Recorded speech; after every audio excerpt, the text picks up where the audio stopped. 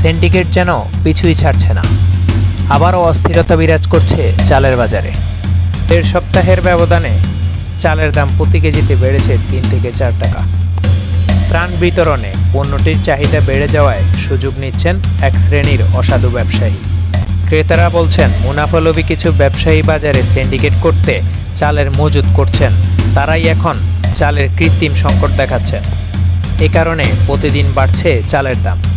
হাটবাজারগুলোতে দেখা গেছে মোটা মানের স্বর্ণা, রঞ্জিত ও হাইব্রিড চাল 60 থেকে 62 টাকা কেজিতে বিক্রি হচ্ছে, যা গত এক সপ্তাহ আগে 55 থেকে 56 টাকায় বিক্রি হচ্ছিল। মাঝারি মানের বিআর 28 ও 29 চালের কেজিতে বেড়েছে 2 থেকে 3 টাকা পর্যন্ত। বিআর 28 জাতের চাল আগে 57 থেকে 58 টাকা কেজিতে বিক্রি হলেও বর্তমানে তা দাম বেড়ে 62 থেকে 65 টাকার বিক্রি হচ্ছে।